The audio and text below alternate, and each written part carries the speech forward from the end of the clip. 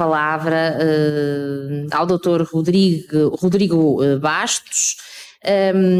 O Dr. Rodrigo Bastos é doutor em Direito pela Pontifícia Universidade Católica de São Paulo, é pós-doutorando pela Universidade do Minho, é professor da Faculdade de Santa Teresa, professor convidado do Centro Universitário de Ensino Superior do Amazonas, professor convidado da Escola Superior da Magistratura do Amazonas, além de ser editor-chefe também de uma revista eletrónica, Sapere Aude, se não disse corretamente, se eu disse corretamente. O Sr. Torres fará uma intervenção dedicada ao risco da padronização das decisões judiciais para o Estado Democrático de Direito. Por favor.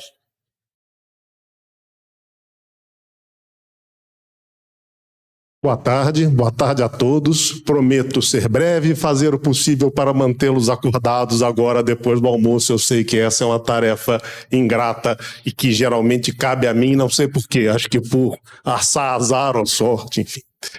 Agradeço ao professor Clóvis pelo convite para estar aqui, cumprimento a professora Cristina, ao meu colega professor Rogério aqui.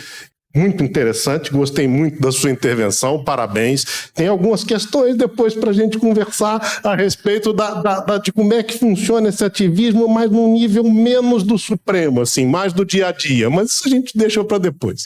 E, obviamente, cumprimentar o meu querido Mário Monte, meu orientador de pós-doutorado. Para aqueles que nos assistem, nunca, jamais, em tempo algum, deixem de citar os seus orientadores quando eles estiverem presentes, porque isso é pecado capital, né? Nem venial. Isso vai para o inferno em pé de cabeça para baixo. Não tem chance de você ser feliz se fizer isso. É uma gafe que não se pode cometer. Hannah Arendt disse em algum lugar, acho que foi entre o passado e o futuro, que a teoria destituída da prática é tão sem sentido quanto a prática destituída da teoria. Ao longo da minha vida, eu tenho tentado estudar não só direito, mas tudo tentando juntar essas duas coisas. Tenho tentado juntar essas duas coisas. Hoje eu estou numa posição que eu julgo privilegiada para fazer isso. Eu trabalho, sou chefe de gabinete do presidente do Tribunal de Justiça do Amazonas. Com isso, o que eu posso fazer? Pegar um monte de teoria que a gente tem aqui e tentar implementar algumas para ver se elas funcionam. Algumas têm dado certo. Algumas têm dado bastante certo. A gente saiu no ranking dos pequenos tribunais de último colocado para primeiro, em termos de produtividade. Obviamente que o mérito não é só meu, nem todo meu, de jeito nenhum. Mas tem uma contribuição com algumas coisas, principalmente no que tange a automação de determinados processos, para a gente reduzir o tempo de prateleira e usar melhor os sistemas que a gente tem, os sistemas de processamento eletrônico que a gente usa no tribunal, que são dois, é o ProJude e o SAGE. A gente usa esses dois sistemas. Hoje eu queria conversar com vocês, trocar uma ideia com vocês. Fiquem, por favor, à vontade para me interromper, se for o caso, mas eu queria trocar uma ideia com vocês a respeito de um fenômeno que eu venho percebendo e que eu chamo de hipocrisia sistêmica. Vamos tentar entender o que é essa hipocrisia sistêmica. Veja você, o Brasil, pelo menos por enquanto, é um Estado democrático de direito, né? Espero que continue assim, mas pelo menos por enquanto nós somos um Estado democrático de direito. O que isso quer dizer? O Estado de direito é o Estado em que o próprio Estado se submete ao direito por ele criado. Até aí, estamos de boa. Existem estados de direito que não são democráticos. O Estado necessariamente será de direito, não precisa ser necessariamente democrático. Só que todo Estado democrático será necessariamente um Estado de direito. Tá? O que significa ser um Estado democrático? O Estado democrático é aquele em que todo cidadão tem direito a opinar, ou pelo menos ter a oportunidade de opinar, na construção das normas que vão impactar a sua vida. E isso acontece basicamente de duas formas. Na construção das normas gerais e abstratas, pelo voto, que a gente é chamado a votar periodicamente e influi na construção dessa norma geral e abstrata na medida em que a gente participa do processo eleitoral. Aqui eu vou me permitir fazer um parêntese a respeito da política, que eu não sei em Portugal, Mário, mas a política no Brasil aqui é muito mal afamada, né? As pessoas, em geral, falam muito mal dos políticos, muito mal da política. E isso é um desserviço na medida em que a gente entende o que é a política. Imagina o seguinte, todo mundo tem aquilo que deseja ser. Então, por exemplo, estou vendo a Flávia ali, ela quer ser um monte de coisa, eu tenho certeza, um monte de coisa bacana e tal, só que não dá para ser tudo ao mesmo tempo que a gente quer, né? Como dizem uns amigos mineiros meus, que herança não é podança, aquilo que a gente quer não quer dizer que é aquilo que a gente consegue, que a gente dá conta de fazer. Existem limitações materiais, humanas, de toda a natureza. Então você vai conseguir ser uma parte daquilo que você deseja e você vai se construindo como pessoa paulatinamente. A mesma coisa acontece com as sociedades. As sociedades, elas têm um projeto cultural bacana. Nossa Constituição é sensacional, é pródiga no projeto que a gente deseja ser. Não dá para implementar tudo de uma vez. Não tem dinheiro, entre outras coisas. Então a gente vai precisar escolher que parte desse nosso projeto vai ser implementado de que vez. Como é que vão ser as prioridades? Essa escolha é feita através da política, gente. É a política que define se a gente vai ter mais presídio ou se a gente vai ter mais escola, se a gente vai ter mais hospital ou se a gente vai investir em saúde básica. É através da política, na hora que a gente vota, que a gente vai escolher essa prioridade de alocação dos recursos públicos para a implementação do que a gente vai chamar de civilização brasileira. Bom, feito esse parênteses, vamos voltar para a nossa democracia. Na construção das normas individuais e concretas, que são aquelas criadas pelo Poder Judiciário, pelo nosso amigo Rogério aqui, como é que a gente exerce a democracia? Através de quatro elementos. A gente tem o direito de ação, que é o direito de ir ao Poder Judiciário. Esse direito é um direito subjetivo, público e incondicionado. Você pode ir ao Poder Judiciário para pleitear qualquer bobagem que você queira. Qualquer besteira que você queira, você pode ir lá no Judiciário pleitear. Não quer dizer que você vai conseguir, embora às vezes consiga, mesmo pleiteando bobagem, mas não quer dizer que você vai conseguir. Então você pode, por exemplo, a gente tem um caso interessante lá em Minas Gerais, de um advogado trabalhista que entrou com uma ação pedindo adicional de insalubridade porque o sujeito montava computadores e ele podia pegar um vírus. Isso foi conhecido, né? A história é antiga, é conhecida. Então ele pode pedir qualquer bobagem, a gente tem direito. O direito de ação é um direito subjetivo público incondicionado. Do outro lado, a gente tem o direito de defesa, né?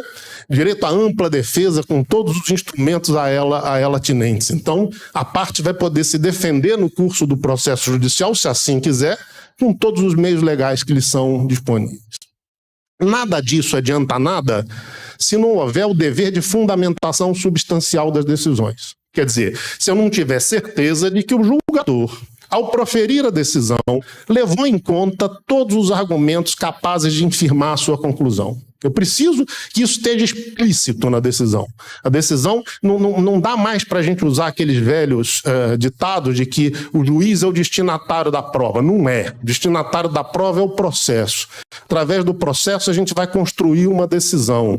A decisão ela é construída por todos os partícipes ao longo do processo. E por isso você tem que ter a fundamentação substancial. Por isso a gente não pode usar conceitos genéricos sem precisar o seu alcance naquela decisão. Pensa bem, se a gente usar conceitos genéricos, dignidade da pessoa humana com a pitadinha de Pacto de São José da Costa Rica, não sobe ninguém preso. Né? Ao contrário, garantia da segurança pública ou da implementação do processo prende todo mundo que tiver pedido de prisão cautelar. Então a gente não pode usar esses termos genéricos. E a gente tem que, na decisão, elencar as soluções jurídicas que a gente deu para cada argumento. Tá? Até aí o sistema está na boa, ele funciona bem pra caramba. Não vamos ser ingênuos de confundir essa fundamentação substancial com a forma pela qual a gente decide. Não é assim, né? Pensa em qualquer decisão que você vai tomar na sua vida. Você olha assim para o problema primeiro e aí você decide. Aí depois que você decidiu, você vai tentar ver se essa sua decisão se sustenta. Né? Se olhou assim, quem tem filho? O filho pergunta assim, eu posso sair hoje? Aí você vai dizer, não. Aí ele vai perguntar por quê? Aí você vai tentar descobrir se aquela sua decisão primeira se sustenta no campo da racionalidade. Tá? No direito, a gente tem um passo além desse. A gente decide de chofre, depois a gente racionaliza para ver se aquela decisão de fato presta para alguma coisa. Se a gente achar que ela presta para alguma coisa, a gente tem um terceiro passo, que é tentar enquadrar essa decisão do ordenamento jurídico. Às vezes a decisão é correta, racionalmente é correta, mas não dá para enquadrar. Aí a gente vai ter que deixar ela de lado. Né? Então, a fundamentação é essa terceira etapa, onde eu vou pegar a decisão que eu já tomei e tentar enquadrar dentro do ordenamento. Se eu consigo, de forma racional, individualizada, show de bola, bacana, vida que segue. Se eu não consigo, eu vou ter que incluir o fato de que eu estou proferindo uma decisão que eu não concordo muito com ela, mas vou fazer o quê? Né? Por exemplo, pensa só, não sei se o Rogério concorda comigo, mas banco, em princípio, está errado. Né? A ação que tem banco como parte, o banco está errado, não largada. Às vezes não está. Às vezes, na hora que a gente vai fazer a fundamentação, não dá. Às vezes o banco está certo. Por mais que a gente tenha má vontade com ele, às vezes ele está certo. Então, assim, mais ou menos, será essa a dinâmica da prolação das decisões. Além desses fatores, a gente tem um outro problema. Não ia adiantar nada você poder ir à justiça, poder se defender, ter uma fundamentação bacana, substancial, se o processo fosse eterno, né? Bom, não existe processo instantâneo. Obviamente, o processo demanda tempo por definição. Mas esse tempo tem que ser limitado. Então, a gente tem um outro dispositivo na Constituição que garante a duração razoável do processo. E aí começam os nossos problemas. Eles não acabam aqui, eles começam nesse ponto. Veja você, o que é a duração razoável de um processo, Mário? Quanto é que você acha que deve durar de tempo um processo? A gente tem aqui um parâmetro, né? No Brasil existe um órgão de controle mais ou menos externo do judiciário, ele é mais ou menos externo porque ele é composto em sua maioria por membros do Poder Judiciário, que é o Conselho Nacional de Justiça, que eu carinhosamente chamo de lado escuro da força. Mas o Conselho Nacional de Justiça, ele cria parâmetros para essa duração razoável do processo. Quais são os parâmetros? Você não pode ter nenhum processo parado há mais de 100 dias, e o juiz no ano seguinte, o juízo no ano seguinte, tem que julgar um número maior de processos do que o lhe foi distribuído no ano anterior. Então, eu recebi uma distribuição num determinado ano de 500 processos mês. No ano seguinte, eu tenho que proferir mais do que 500 sentenças mês, no global, em termos globais. Isso eu estou pegando um parâmetro bem, digamos assim, conservador, que é a distribuição de um juizado especial cível da cidade de Manaus, que é, para os parâmetros brasileiros, uma cidade pequena, tem 2 milhões e poucos habitantes. Então, um juizado especial cível tem uma distribuição média de 500 processos mês. Logo, para você cumprir a meta do CNJ, esse nosso querido magistrado tem que proferir 501 sentenças por mês. Realiza isso. 501 sentenças por mês.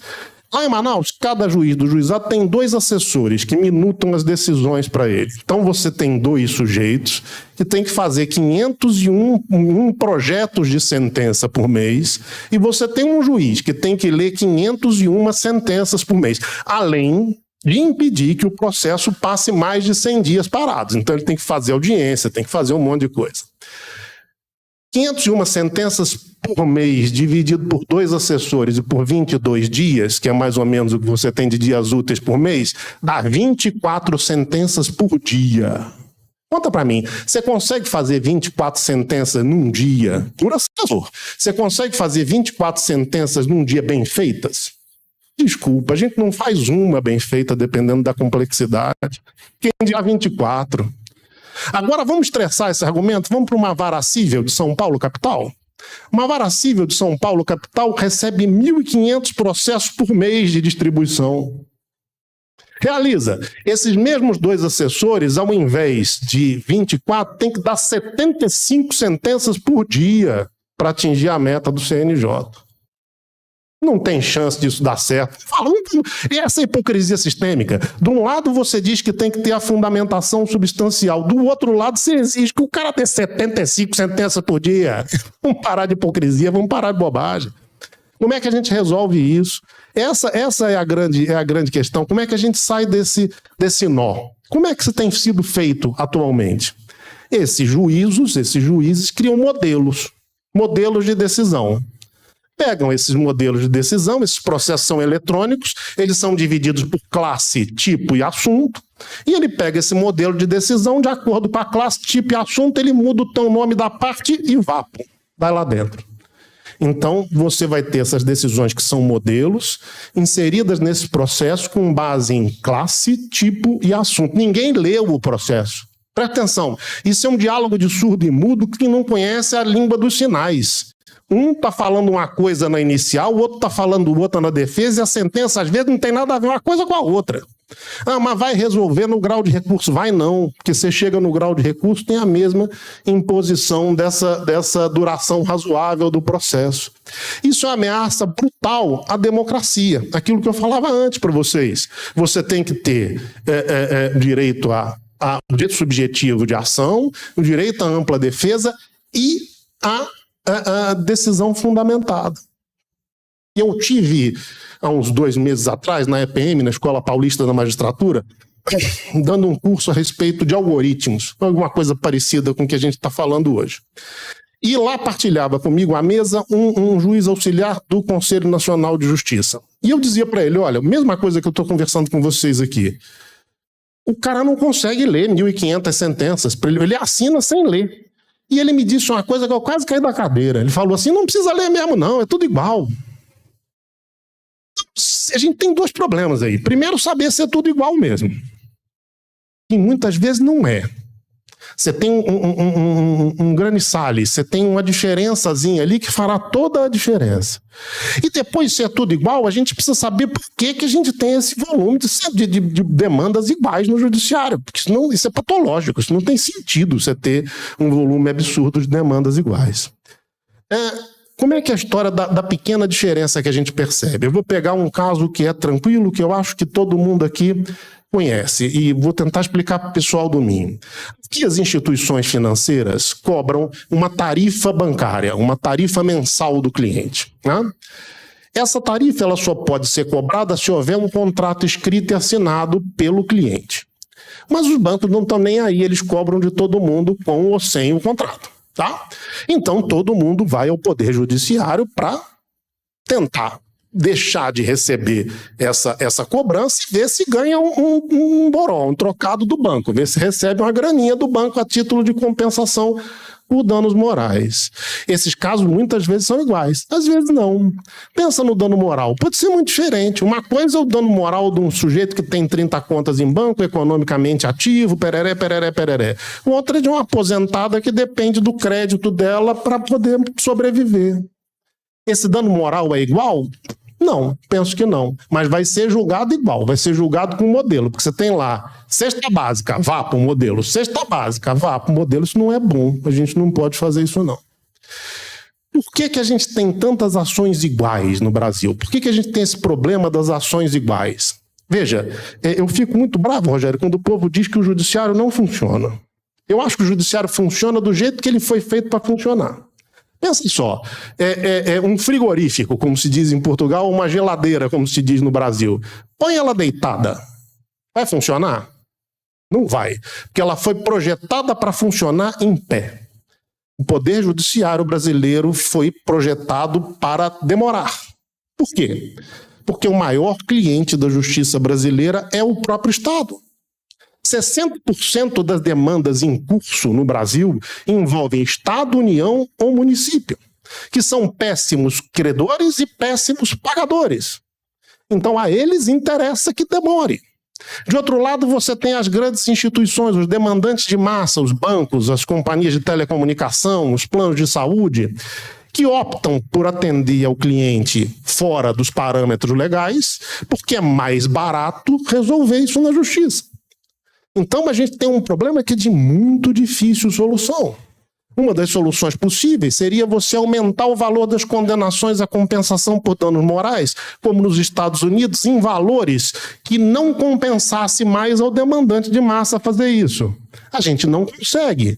No Brasil, a gente tem um tribunal intermediário, uma terceira instância, digamos assim, que é o Superior Tribunal de Justiça. Toda vez que você aumenta o valor da condenação, ele vá, pô. Diminui. Dizendo que se essa condenação for alta, você tem enriquecimento. Ele confunde os termos em geral. O STJ é pródigo nessa confusão de termos jurídicos. Mas ele confunde enriquecimento indevido, enriquecimento imotivado e enriquecimento ilícito.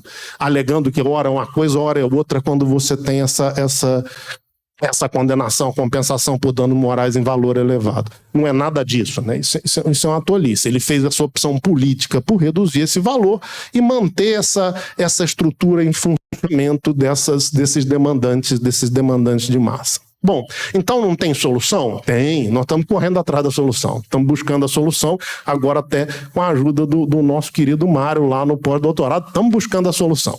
A solução é a gente substituir modelo por algoritmo. Tem uma diferença grande entre o modelo e o algoritmo. Né? E eu não estou falando de computador ainda não, nem de matemática, não se assustem. A gente faz direito porque não tem matemática. Então, quando a gente fala de algoritmo, todo mundo assusta achando que eu vou apresentar uma equação de segundo grau aqui. Eu não sei resolver nem a de primeiro, quem dirá de segundo. Então, não se assustem que não é nada disso. Algoritmo é uma forma onde você tem um problema grande, divide em pequenas partes e tenta resolver ele passo a passo. Como é que a gente tem feito lá no gabinete do Pascarelli, onde eu trabalho há alguns anos? A gente criou algoritmos que vão ser usados pelos assessores. A gente tem uma parte que a gente chama constantes, onde eu tenho todas as soluções jurídicas para os problemas já apresentados a respeito daquela matéria que a gente tem ciência até aquele momento. E isso vai aumentando cada vez mais, porque cada vez apresentam mais problemas e a gente vai aumentando. Tem uma outra parte que a gente chama de variáveis, aonde você pergunta para o processo, quer dizer, estou perguntando para o assessor que vai ter que procurar aquilo no processo, várias coisas, mas que a resposta só pode ser uma sim ou não e em que página está. Dependendo do sim ou não, isso conduz ele a outra pergunta, que vai ser respondida com sim ou não igualmente, até que você desemboca num dispositivo desse julgamento, aonde esse dispositivo vai variar de acordo com as respostas das perguntas sim ou não. A gente consegue fundamentar um pouco melhor do que o que acontece com o modelo puro e simples, porque alguém tem que olhar o processo, a gente tem que, nessas perguntas de sim ou não, tenta descobrir quais são os pontos sensíveis, quais são as diferenças relevantes que podem acontecer. Num futuro próximo, provavelmente no próximo semestre, a gente vai pegar esses algoritmos e estamos construindo, já vamos implementar um robô dentro do Projude, que é um sistema que a gente usa lá no tribunal, um dos sistemas. Então a gente vai usar o Projude como robô de inteligência artificial para tentar desafogar esse negócio, tentando atropelar o mínimo possível o dever de fundamentação substancial. É o melhor dos mundos? Não. Gostaria eu de viver num mundo com um judiciário que funcionasse assim? Absolutamente não. Mas eu me sinto terráqueo com a chegada dos Borges da Jornada nas Estrelas, quando ele diz assim: o mundo tal qual você conhece não existe mais. Vocês serão absorvidos. Não tem jeito, não tem o que a gente possa fazer a esse respeito. Gente, é isso. Muito obrigado pela paciência. Espero não ter entediado vocês demais. E é isso aí. Valeu. Obrigado.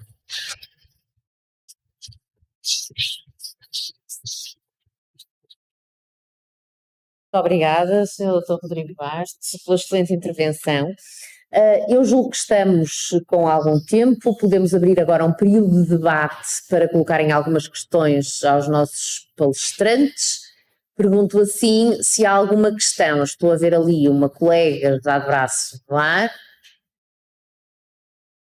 Para já é a única intervenção, entretanto vão pensando em mais perguntas, não é? Doutora Sónia Moreira, da Universidade do Minho, por favor. Ora, muito boa tarde. A minha questão é para o nosso último palestrante, e porque eu já vi sobre o juiz robô, e é daquelas coisas que é como diz, se alguém quer uma coisa dessas, ninguém quer uma coisa dessas, é assustador. A minha pergunta é, eu percebo o que diz, de facto, se nenhum juiz lê um processo e se tem ali uns modelitos, qual é o tema disto? É este, então pronto, vai assinar de chapa 4 para todos, mais vale fazer um carimbo, não é? Pimba, pimba, pimba, e está a andar. E portanto o que é que nós fazemos? Fazemos de conta que estamos a olhar para o processo usando um algoritmo, porque pelo menos vamos... checklist, ok, tem isto, tem aquilo, tem o outro, tem de ser melhor do que o carimbo. É isso, não é? É isso. Pronto, eu percebo. Mas isto não é um atropelo aos direitos fundamentais do cidadão? Sem dúvida. Mas a gente tem um problema de prática, né? Como é que a gente faz? A gente tem uma quantidade de distribuição absurda de processos no Brasil, né? Seria igualmente um atropelo aos direitos fundamentais se esses processos não fossem julgados, né? Porque a gente tem duas opções. Ou a gente julga desse jeito, ou a gente vai ter a sentença em 30 anos depois. Ou atropela mais ou atropela menos. É a questão que eu falava no início, assim, de como é que a gente concilia a teoria com a prática. Na teoria, eu acho isso um atropelo dos direitos fundamentais, eu acho um absurdo, acho uma loucura. Não gostaria, não gosto de ser parte num sistema desses, em que os meus argumentos não serão considerados, serão atropelados. Não acho bom de jeito nenhum. Mas das duas, uma, ou é isso ou não tem decisão. Uma decisão vai demorar 30 anos, como acontece às vezes, como o Rogério falava aqui do inquérito de 10 anos pendente. Não tem material humano para isso. E outra coisa que é importante a gente pensar, você deve estar pensando assim, então por que a gente não aumenta a estrutura do Poder Judiciário? Do jeito que a nossa sociedade é criada no Brasil, desconheço como é que funciona em Portugal, depois vocês me contam. Mas do jeito que a nossa sociedade é criada no Brasil, o serviço judicial é igual a tráfego, a trânsito. Quanto mais você cria vias, mais tem carro na rua. Então, assim, em São Paulo a gente tem um engarrafamento crônico numa via que a gente chama de marginal, que são as vias que passam perto do Rio. São Paulo é uma loucura. São Paulo emplaca 1.500 carros novos por dia. Então, para você ter uma noção, a cidade de São Paulo tem 14 milhões de habitantes. Então, teve um prefeito lá, o José Serra, que duplicou a marginal, aumentou a marginal. Durante uma semana foi uma beleza, não tinha trânsito de jeito nenhum. Uma semana depois, quem não saía de carro começou a sair porque não tinha trânsito. E o problema, ao invés de diminuir, aumentou. A gente tem aqui um exemplo bacana disso, que são os juizados especiais. Você tinha uma série do que se chamava de litigiosidade contida, problemas que não iam ao Poder Judiciário, porque era caro, era complicado. Então, criamos uma via fácil para isso, uma via fácil de acesso ao Poder Judiciário, gratuita, que prometia resolver o problema da litigiosidade contida. Não levou, sei lá, 1 ano ou 2 para ela estar atolada de processo do mesmo jeito que a justiça comum. Não resolve. A gente tem a experiência lá, a gente cria varas novas. Criamos uma vara nova da Fazenda Pública. Em 2 meses ela está atolada de processo. Quanto mais serviço judicial você oferece, maior a demanda. É uma demanda que cresce na medida da oferta. Então, assim, acho que a gente na academia tem que pensar numa solução para isso. A que eu pensei e que a gente está tentando implementar é essa história do algoritmo. Quizá existem algumas melhores, eu estou doido. Com salvaguardas, imagino eu, não é? Sim, claro, claro. Por exemplo, nós sabemos que o Compass, que é o sistema que funciona nos Estados Unidos, é muito sujeito a enviesamentos, certo? Portanto, há alguma coisa que temos que ter algum cuidado no modelo que criarmos para o funcionamento do algoritmo. Sim. Certo? Sim, concordo plenamente. O algoritmo ele é assustador, ele não pode ser usado para tudo, mas será usado para a maioria dos casos. Você pensa que 60% das distribuições dessas ações, elas têm o Estado, União e município, têm os órgãos públicos como parte, dá para usar o algoritmo na boa. 20% que sobram são litigantes de massa. Então, o processo de verdade mesmo, que merece uma atenção detalhada, são 20%. Se a gente conseguir separar esses 80% dos 20%, a gente consegue diminuir o problema da violação dos direitos fundamentais. Vamos conseguir? Não sei, estamos tentando. Muito bem, muito bem. Obrigada. Aqui o Dr. Rogério quer dizer umas palavrinhas, eu só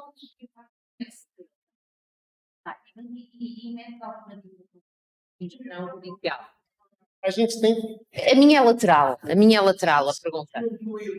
Oi? Assim, olha só, eu não sei, o Rogério vai poder contar aqui pra gente como é que tem funcionado isso no Rio Grande do Sul.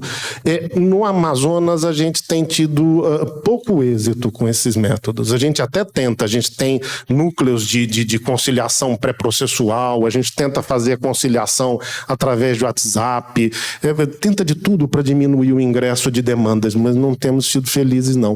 E no processo normal, no processo comum, digamos assim, a obrigatoriedade da audiência de conciliação que foi imposta pelo Código de Processo Civil piorou o problema, porque o processo começou a demorar mais, porque eu tenho que ter pauta, tenho que marcar audiência, a coisa ficou mais complicada. Mas não temos tido sucesso nisso no Amazonas, não. Embora tenhamos tentado muito, estejamos tentando muito, mas não é um resultado significativo a ponto de desafogar o sistema. Bem, eu gostaria de trazer mais um elemento para essa abordagem que eu feito aqui pelo Rodrigo, porque eu penso um pouquinho diferente. As reformas do sistema recursal brasileiro nos últimos 10 anos, elas foram motivadas fundamentalmente por uma lógica absolutamente equivocada, a meu juízo, e esse debate já se arrasta há muito tempo, que foi a de tentar estabelecer parâmetros de contenção de conflitos. Em que sentido? No sentido de criar grandes modelos, se assemelha um pouco, não muito próximo, mas um pouco da reflexão aqui trazida por Manaus, de criar grandes modelos de justaposição ou de parâmetros de decisão. E a partir desses modelos, resolver, nomeadamente, conflitos de massa, conflitos enormes, envolvendo repetitividade efetivamente significativa. Isso se espelha em ferramentas no modelo brasileiro. Eu estou reduzindo aqui um debate que a academia vem fazendo há muito tempo. No modelo brasileiro se resume, por exemplo, nas súmulas vinculantes, nas súmulas impeditivas de recurso, nos temas de repercussão geral e nos temas repetitivos do Superior Tribunal de Justiça. Essas 5 ferramentas, elas estão hoje sendo usadas de uma maneira extremamente perigosa para o sistema de justiça vinculado à perspectiva de direitos fundamentais. Por quê? Porque elas estão sendo utilizadas para solucionar passivo. Solucionar quantidade expressiva de estoques de recursos que não se conseguem efetivamente decidir em tempo minimamente razoável. Então se cria um modelo e se encaixa, às vezes, a forceps, este modelo, no caso. E aí decide em massa. Qual é o problema que está acontecendo já, que começa a acontecer já? E eu estou falando disso a partir de pesquisas científicas, tá? Resultados de dissertações e teses de doutorado. Há pouco estive com uma no Rio de Janeiro. Já está se detectando que essas ferramentas de uniformização jurisprudencial de um lado e de tratamento de recursos repetitivos de outro está levando a uma tendência de redução de avaliação temática concreta dos casos, para tentar enquadrar os casos no paradigma da súmula repetitiva, da súmula vinculante, da repercussão geral e dos recursos repetitivos.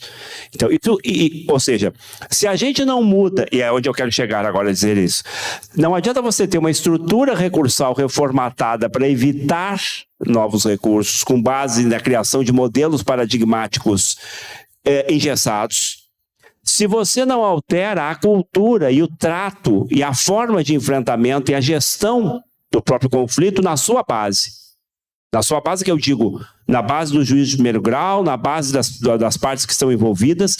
E uma das formas que no Rio Grande do Sul tem dado certo em alguns segmentos, já digo quais, de não alternativa definitiva, porque não há um remédio único. O algoritmo não vai ser remédio único e exclusivo para a solução de problema algum. A mudança da estrutura recursal brasileira, ao contrário, está muito ruim, está dando mais para trás do que para frente. A mudança da cultura da guerra para a cultura da paz também sozinha não resolve nada. A solução para o enfrentamento passivo enorme que o Brasil tem vai criar outros passivos se nós não soubermos tratar na base, diferentemente isso, é enxugar gelo. Então, o que tem dado certo? São algumas, o conjunto dessas ações, sempre reavaliados criticamente, para não deixar criar armadilhas de supressão, inclusive de direitos. Tem-se que pensar também na possibilidade de, na base social, criar outros mecanismos e ferramentas de sensibilização para a solução de conflitos. Exemplo, as varas de família do Rio Grande do Sul e as varas de fazenda pública no Rio Grande do Sul têm utilizado estas sessões e mecanismos de tentativa de conciliação de conflitos de forma muito exitosa. Muito exitosa. Nós temos uma ideia, as varas de fazenda pública são as que mais explodem em qualquer lugar do Brasil, né? Seja no primeiro grau, seja no segundo grau. Uma vara de fazenda pública de Porto Alegre, semana passada fechou com, nós temos 4, né? Uma fechou com 80 mil processos tramitando. Então, o que estão fazendo ali? Estão pegando esse processo e estão criando um laboratório começou com o município de Porto Alegre, a assessoria jurídica do município de Porto Alegre, criando um laboratório para composição de uma série de dívidas públicas existentes ali. Isso agora está indo para a Fazenda, com as dívidas tributárias, que estão conectadas com os crimes tributários. A minha Câmara, por exemplo, eu sou de uma Câmara no Tribunal de Justiça do Rio Grande do Sul, que tem competência exclusiva e originária para julgar prefeitos e vereadores, todos os crimes contra a administração pública, crimes tributários, crimes contra a ordem econômica, consumidor e licitação e contratos públicos. É uma Câmara que tem competência exclusiva, só nós julgamos isso lá. Não sei que Manaus acho que tem também, não tem uma Câmara Tribunal específica para isso? Lá nós só temos câmaras cíveis e criminais, são competências de... É que nós somos 900 juízes no estado e 145...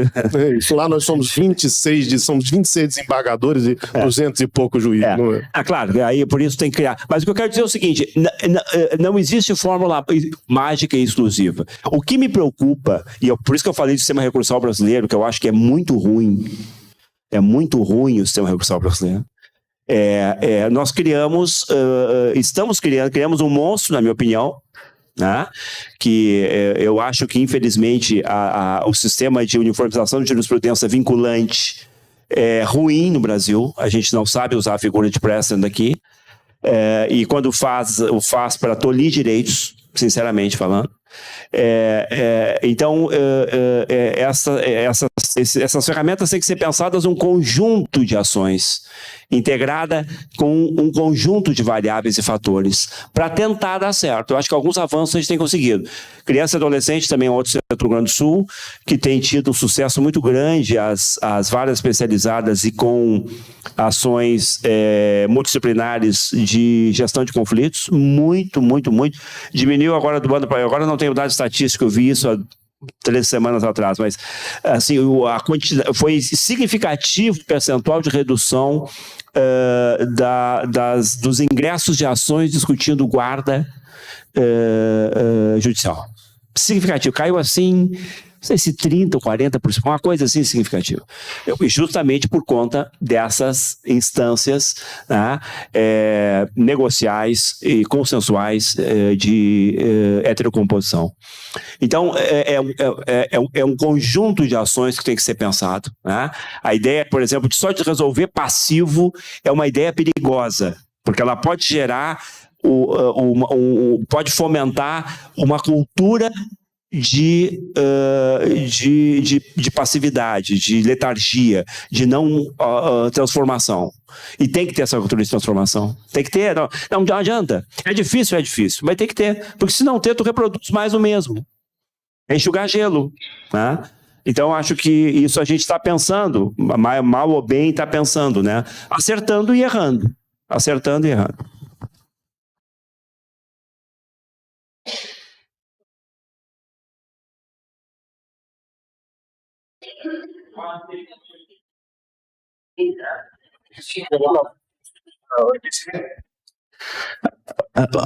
Bom, felicitar aos palestrantes, aos professores, pelas brilhantes apresentações. Eu tenho 2 provocações. A primeira provocação vai para o professor. Nem uma provocação para o professor, na verdade é uma curiosidade ou pergunta. Percebo que eu pensava que saindo de Moçambique, na África, terceiro mundo,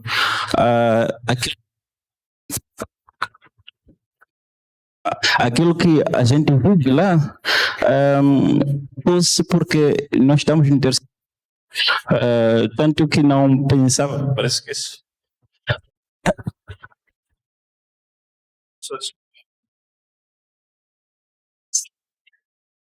Tanto que não pensava que podia encontrar em Brasil, país o oitavo ou nona economia mundial, problemas que têm que ver com superlotação nos tribunais, como também os problemas aqui apresentados. Eu não esperava. Em Moçambique, o legislador moçambicano encontrou formas para mitigar esses problemas de superlotação nos tribunais, que são as vias alternativas de resolução de conflitos. Estamos a falar de arbitragem judicial, que são os tribunais arbitrais.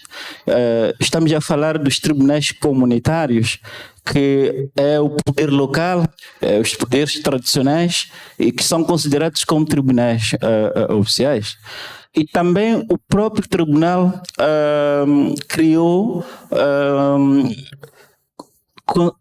espaços de conciliação judiciais, onde não participam necessariamente os juízes, são técnicos e alguns advogados que se juntam, obviamente, com a umbrella do Estado para tentar ver se pode-se resolver mais problemas fora do espaço do tribunal, porque nós já sabemos que é moroso. Aliás, nós temos dito lá como advogados que os tribunais de recurso e o Tribunal Supremo têm sido o cemitério dos processos. Essa é a expressão que nós usamos. Então, eu gostaria de perceber a experiência brasileira tem essas formas alternativas de resolução de conflitos, porque nós temos um problema que nós sabemos, que é falta de profissionais. O nosso problema não é se os juízes trabalham pouco, é não termos, nós somos 30 milhões de habitantes, acredito que não tenhamos 5 mil juízes para 30 milhões de habitantes. Então, são poucos profissionais e mesmo assim tem-se feito algum trabalho, e esses mecanismos de alternativos têm dado alguns bons passos. Então, gostaria de saber da experiência brasileira. E para o professor, também tenho aí já uma provocação. A questão do ativismo judicial em Brasil parece, embora em todo o mundo exista ativismo judicial, quer provocado pelo espaço das liberdades, neste caso, mas sobretudo em Brasil tem-se falado muito da questão de ativismo judicial, quer nos tribunais, as decisões, em algum momento se tem questionado se tem a ciência jurídica ou é porque houve alguma influência das manifestações, podia ser o caso, ou influência de alguns entidades políticos, líderes. O que eu coloco como questão é qual é o perigo disso, ok? Para a ciência jurídica brasileira, do ponto de vista de academia. Qual é o perigo de termos no futuro, já temos sentenças que provém do ativismo e que quando lê-se percebe-se que não era aquilo que deveria ser do ponto de vista científico. Já temos leis que também refletem isso.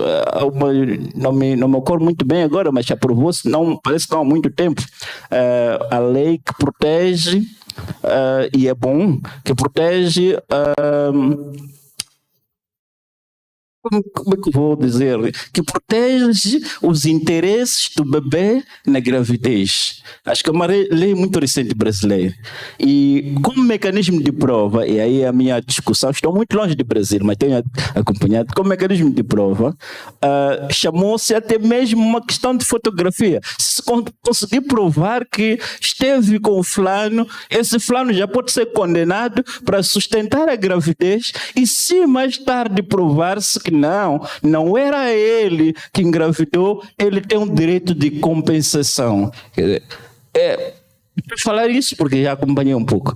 Mas qual é o risco disso transformar-se já na academia brasileira, assim, do ponto de vista de passarmos a ter livros que são iguais às sentenças, algumas sentenças brasileiras, como também livros que são iguais a algumas leis brasileiras.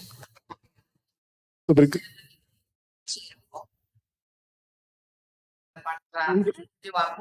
Talvez seja mais breve, depois Deixa eu te falar uma coisa. Primeiro, não pense que o Brasil não é terceiro mundo. A nossa economia é muito ativa, muito pujante, mas o Brasil, embora seja um país economicamente rico, é socialmente subdesenvolvido. Então, isso não é uma coisa que a gente não pode nunca perder de vista.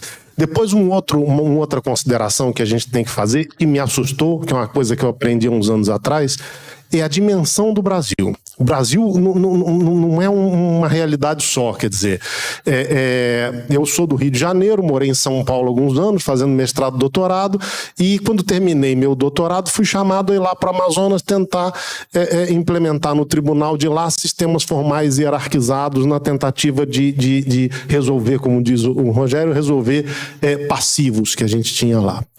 Quando cheguei lá, eu fiquei extremamente impactado com a realidade local. O estado do Amazonas, o estado, não é a floresta amazônica, o estado do Amazonas tem 3 vezes a área da Alemanha. 3 Alemanhas. Tem uma população total de 4 milhões e qualquer coisa de habitantes, 2 milhões e tal vivem numa cidade só, que é Manaus. Os outros 2 milhões espalhados por essa região territorial inteira. Não tem estrada. Toda a movimentação é feita através de rios. Nessa imensidão. Nós temos 64 comarcas, em muitas delas o acesso é só através de barco, e nas mais remotas levam mais de uma semana para o juiz chegar de barco ou voltar, dependendo se é contra ou a favor do rio. A questão dos meios alternativos de solução de conflitos. Eu sou super a favor que eles funcionem, que eles sejam bem implementados. Eu acho que você brigar na justiça é a pior coisa, a pior alternativa para todo mundo. Quando eu era estudante, tinha um professor que dizia um mau acordo é melhor do que uma boa demanda, e eu concordo com ele sem a menor dúvida. O que acontece é que, pelo menos no Amazonas, a gente tem a cultura de esperar a decisão do seu juiz, esperar a decisão definitiva. No Brasil existe uma regra da inafastabilidade, quer dizer, você não pode proibir a ida ao judiciário de nenhuma questão. Toda questão pode ser levada ao Poder Judiciário. Na área de família, Rogério, eu fui negligente. De fato, lá no Amazonas, a gente conseguiu resolver um monte de problemas, mas que mais ou menos já eram resolvidos antes nas audiências de conciliação. A gente conseguiu antecipar um pouco. Já na área da fazenda pública não tem jeito. Nossas procuradorias do Estado e do município, a gente brinca que eles recorrem até quando ganham. É uma coisa, assim, impressionante a parafrenia litigante do nosso poder executivo. Então é isso, a gente tenta melhorar essa cultura aí da composição de conflitos, porque a decisão judicial, na verdade, ela não resolve o conflito, né? A gente tem que parar com essa ilusão. Decisão judicial não resolve o conflito, encerra. É diferente, né? A decisão judicial vira e diz assim, acabou o conflito aqui, não pode discutir mais, encerrou. Não resolve. Já a forma de composição não judicial pode eventualmente resolver o conflito, e isso, em termos de pacificação judicial, social, é muito, muito, muito, muito melhor.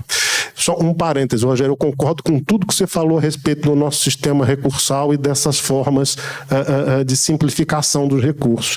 Ainda mais se a gente levar em conta que os próprios órgãos que criam as jurisprudências vinculantes não as seguem muitas vezes, né? Então fica uma coisa completamente louca. O Tribunal Superior diz assim, olha, todos os tribunais inferiores têm que julgar tal matéria desta forma aqui. Não podem aplicar a teoria do fato consumado aos concursos públicos.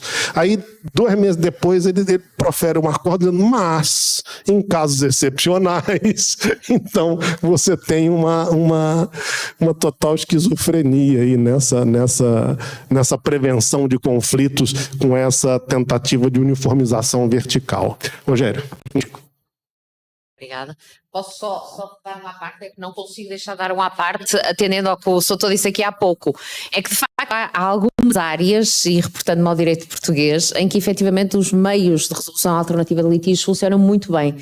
Também Portugal tem tido algumas dificuldades de implementação, mas acho que há uma vontade agora finalmente do poder político de investir nesses meios de resolução alternativa, nomeadamente na área do direito da família, porque efetivamente é aí que, não só, mas também, que pode haver uma forma de resolver modos diferentes, ou em termos mais gerais, e eu pensei na área da família porque efetivamente é a minha área, por isso é que eu estou a falar dessa, mas podia falar de outra área qualquer, na área do consumo, portanto há várias áreas que podem, ou que podemos olhar para elas, não só tentando resolver judicialmente os litígios, mas também por outra via. É um caminho que temos que fazer e o mesmo se passa em Portugal, portanto não é específico do Brasil. Então, respondendo, veja, eu quero trazer muito rapidamente, há 12 anos atrás, eu participei de um projeto no Tribunal de Justiça do Rio Grande do Sul chamado Conciliação no Segundo Grau. O que era isso? Nós pegamos algumas áreas tópicas do tribunal, dentre elas família, que estavam há muito tempo ações tramitando e litígio e conflito, envolvendo divórcio, separação, guarda de filho, etc. E outras áreas também, o tributário também aconteceu, várias áreas aconteceram. E a minha área é pública, sempre foi pública depois do penal. Mas um dia, eu sempre gostei muito de direito de família também e tal, como advogado, inclusive. Faltou um colega e eu fui participar de uma conciliação, de uma tentativa de conciliação do segundo grau em direito de família. E ali eu vi uma cena que para mim foi definitiva para me convencer de que tu tem que mudar o paradigma da guerra para o paradigma da paz, na base, isso, né? Que foi o seguinte, eu participei de uma reunião em que os litigantes, envolvendo uma divisão de espólio, os litigantes, o senhor chegou na sessão e estava muito calado na sessão. E aí estava chegando a um consenso já sobre aquilo, e eu disse para ele, mas o senhor quer falar alguma coisa sobre essa proposição que está correndo aqui? Porque a gente estudava o processo, estabelecia as partes controvertidas, pensava sobre possibilidade de composição e ia para a sessão aí com um argumento, com uma narrativa preliminar estabelecida. Não é chegar lá e tem acordo, que era o que acontecia nas audiências tentativas de conciliação. Por isso que elas não deram certo. Porque as audiências tentativas de conciliação de relações e litígios familiares no Brasil não tinham uma metodologia adequada de abordagem de conflitos sensíveis dessa natureza. Por isso que as sessões de heterocomposição de conflito no âmbito da família estão dando mais certo, porque tu cria uma metodologia adequada de sensibilização, de aproximação, de focar não no conflito, mas na solução. Enfim, essas coisas todas pesam muito. Mas quando eu perguntei para esse senhor, digo, qual é a sua opinião? Eu não tenho opinião nenhuma, eu estou cansado. Eu estou há 12 anos esperando isso. A minha esposa já morreu, a minha filha faleceu, então eu estou cansado. Justiça para mim é sinônimo de cansaço. O que o senhor resolver, eu vou virar a página da minha vida. Está tudo certo. Ali para mim foi paradigmático, assim. As pessoas cansam. Só que esse cansaço, ele traz a quebra da confiança. Ele traz a quebra de expectativas sensíveis e importantes. Ele traz a fragilização das instituições. Então nós temos que nos dar conta de que nós, Estado, juiz, estamos em risco. Estamos colapsando junto com esse sistema. Então nós temos que dar a nossa parte de alguma maneira. No ponto específico do ativismo judicial, eu não tive tempo e também não quis aprofundar isso, há uma séria preocupação de que o risco que ele apresenta maior é da exacerbação do subjetivismo da decisão, associada muito mais a questões de natureza moral e ideológica do que propriamente sistêmico-normativas. Por quê? Porque nós temos um sistema jurídico complexo, prenhe, lotado de princípios e regras, e sistema esse que evoca, estimula exercícios de hermenêutica, de atribuição de sentido, de reflexão sobre possibilidades do significado da norma. Mas isso tem que ser feito de uma maneira controlada e publicamente controlada, sob pena de não despencar para o subjetivismo absoluto, para o fundamentalismo, para exercício de juízos meramente morais, para questões ideológicas, às vezes exacerbadas.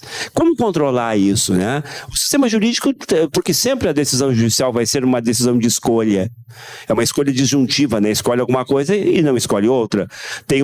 Adota uma posição em determinado momento e nessa tomada de decisão é óbvio que ali está presente os valores do magistrado, as suas crenças, as suas opiniões, a sua história de vida. Isso não tem como separar. O importante é verificar em que medida isso se sobrepõe demasiadamente na causa e nas relações que estão sendo expostas. Então, esse risco de um ativismo exacerbado, é desse ativismo arriscado que às vezes nós tentamos verificar se é possível ter mais ou melhor controle. Controle absoluto, nunca. Porque é o ser humano que está ali, é o fator H, né? É o fator humano que também está operando ali. E outro detalhezinho, o senhor tem 5 mil juízes para uma população de 30 milhões, né? Mais ou menos. O Rio Grande do Sul, pedir ajuda para o Ricardo ali, ajuda aos universitários. O Rio Grande do Sul tem 11 milhões de habitantes e 900 juízes. Vocês têm um juiz para cada 6 mil, o Rio Grande do Sul tem um juiz para cada 12 mil. Não é esses quantitativos não podem também ser operados como juízos de valor para determinadas conclusões de forma isolada. Nós temos que ponderar outras variáveis. Eu acho, Mário, que fica uma proposta para a lusofonia, que nós temos todas as condições de criar um observatório da jurisdição da lusofonia, sobre temas ou tópicos específicos, porque a gente tem tanta coisa em comum, nós temos tantos problemas comuns, que seria rico, de repente, criar uma metodologia aí para um debate, para um diálogo sobre questões que nos afligem no campo da jurisdição e do exercício da atividade do direito. Fica uma proposta aqui minha para pensarmos juntos. Muito obrigada, Soutor. Tenho uma indicação de que já passamos da hora que estava prevista para este painel. Agradeço, em primeiro lugar, aos nossos palestrantes pela partilha do conhecimento numa área como esta e agradeço também a quem estava aqui a assistir e à distância neste painel. Faremos uma interrupção de cerca de 10 minutos e já retomaremos a próxima mesa. Muito obrigada.